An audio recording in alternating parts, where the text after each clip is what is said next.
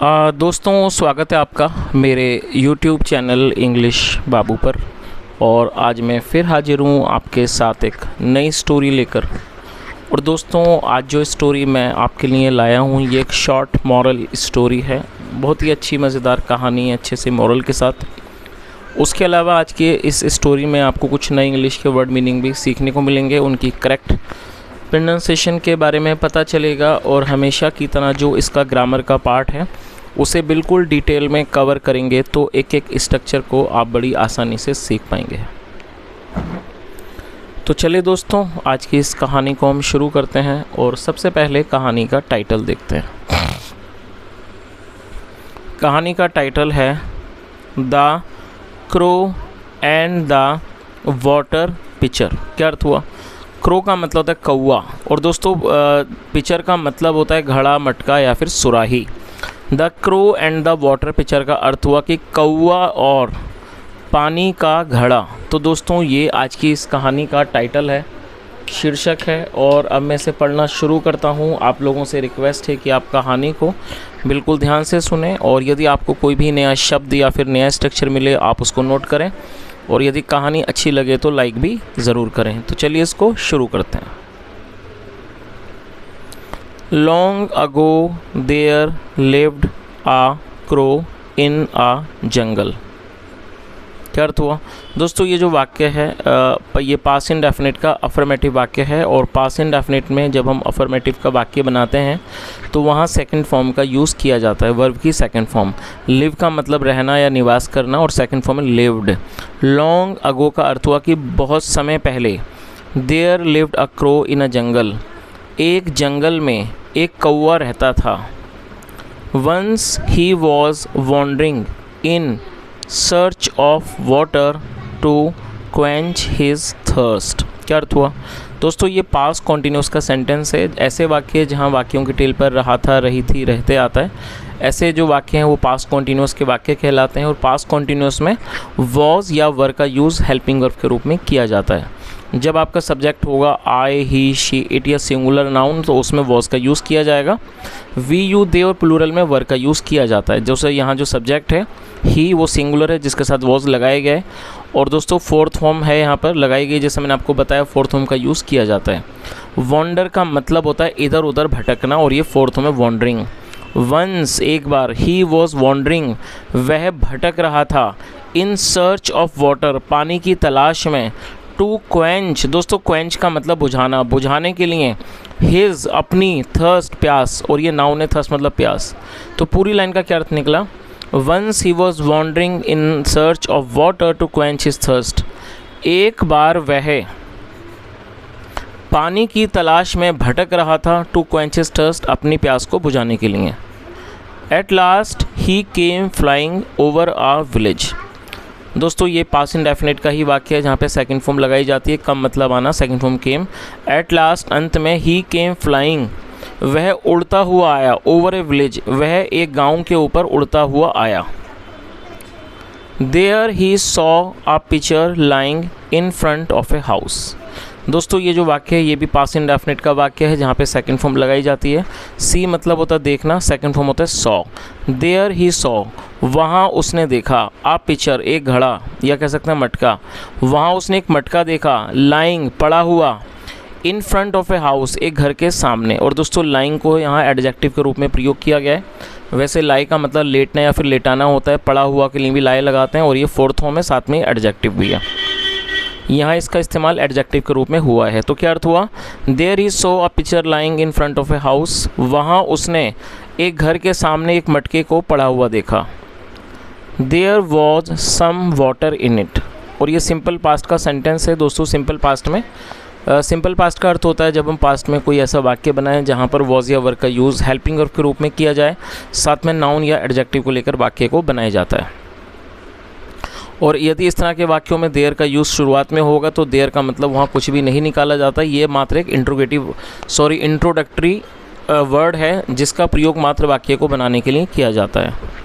There was some water in it, उसमें थोड़ा पानी था। The crow tried to reach the water but could not succeed. दोस्तों ये भी पास्ट इंडेफिनिट का वाक्य है और इस वाक्य में दो वर्ब का प्रयोग करके वाक्य को बनाया गया है।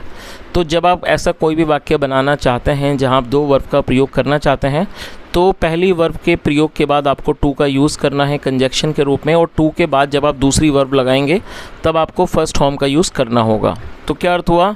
द क्रो ट्राइड, कौवे ने कोशिश की, टू रीच द वाटर, पानी तक पहुंचने की, बट लेकिन, कुड नॉट सक्सीड। और मैं दोस्तों चाहूँगा आप इस शब्द को नोट कर लीजिए। सक्सीड की मीनिंग ज़्यादातर लोगों को नहीं पता होती। सक्सीड का मतलब होता है सफल होना और ये वर्ब की फर्स्ट फॉर्म है। पूरी लाइन का क्या अर्थ निकला? The crow tried to reach the water but could not succeed, कौवे ने पानी तक पहुंचने की कोशिश की लेकिन सफल नहीं हो सका। The water level was too low in the pitcher, और ये भी सिंपल पास्ट का ही वाक्य है, जैसे यहाँ पर ऑलरेडी ऊपर मैंने आपको एक एग्जाम्पल दिया था ये वाला, ये भी सिंपल पास्ट का ही है जहाँ पर वॉज का यूज़ हेल्पिंग वर्ब के रूप में किया गया है। The water level, water level का मतलब होता है पानी की सतह, पानी का जल स्तर, उसे वाटर लेवल कहा जाता है। The water level was too low in the pitcher, मटके में पानी का जो स्तर था वो बहुत नीचे था। The crow began to think of some practical device and finally came up with a bright idea. दोस्तों ये भी पास्ट का ही वाक्य है। बिगिन का मतलब शुरू करना, सेकंड फॉर्म बिगेन, थिंक मतलब सोचना, और इस वाक्य में भी दो वर्ब का प्रयोग किया गया है।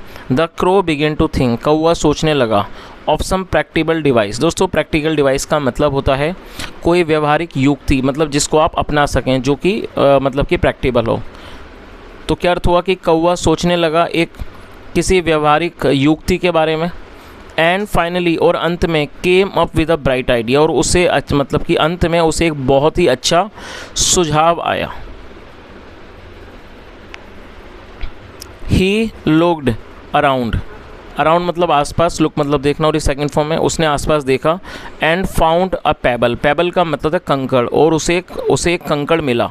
फाइंड मतलब मिलना या पाना, सेकंड फॉर्म फाउंड। तो क्या अर्थ हुआ कि उसने आसपास देखा, एंड फाउंड ए पेबल, और एक कंकड़ मिला और उसे एक कंकड़ पाया। He picked up the pebble in his beak. दोस्तों इसे नोट कर लीजिए, BEAK। बीक का मतलब होता है चोंच, जो पक्षियों की चोंच होती है उसे बीक कहा जाता है। He picked up the pebble in his beak का अर्थ हुआ कि उसने, और ये भी पास्ट का ही वाक्य, उसने अपनी चोंच में कंकड़ को उठा लिया, एंड ड्रॉप्ड इट, ड्रॉप मतलब छोड़ देना, गिरा देना, और उसको गिरा दिया, छोड़ दिया, इनटू द पिक्चर, मटके में, और उसने उसको मटके में गिरा दिया। आगे देखिए,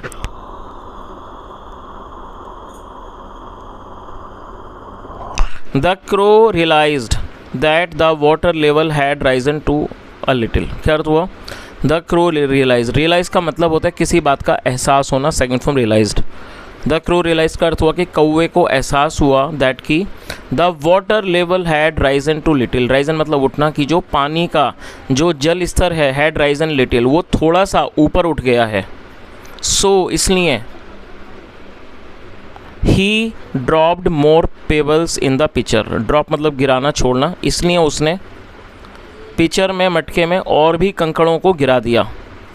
टिल, जब तक, the water level was high enough, जब तक पानी का जो स्तर था, जल स्तर, वो इतना ऊंचा नहीं आ गया, for his beak to touch it, कि उसकी जो चोंच है उसे वो छू, मतलब उसकी चोंच उसको छू सके, जब तक उसने क्या करा, उसने उसके अंदर कंकड़ों को गिराया।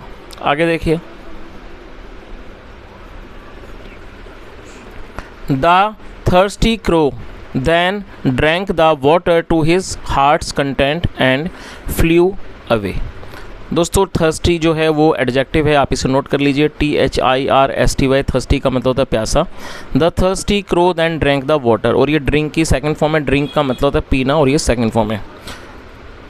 फिर प्यासे कौवे ने जी भरकर पानी पिया, हार्ट्स कंटेंट मतलब जी भरकर, फिर प्यासे कौवे ने जी भरकर पानी पिया, एंड फ्लू अवे,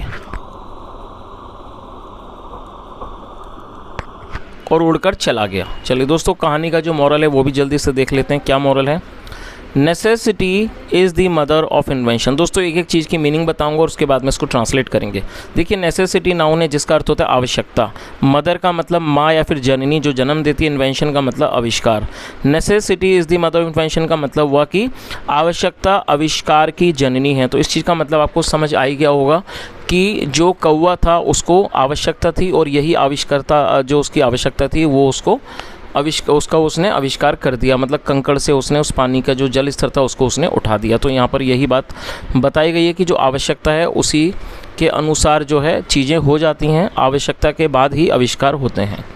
तो दोस्तों ये आज की छोटी सी कहानी थी। यदि आपको अच्छी लगी हो, पढ़ाने का प्रयास अच्छा लगा हो, तो आपसे रिक्वेस्ट है वीडियो को लाइक करें, शेयर करें, चैनल को ज़रूर सब्सक्राइब करें। जो भी सुझाव हो कमेंट में ज़रूर बताएं। यहाँ तक सुनने के लिए thank you so much. Have a nice day and bye.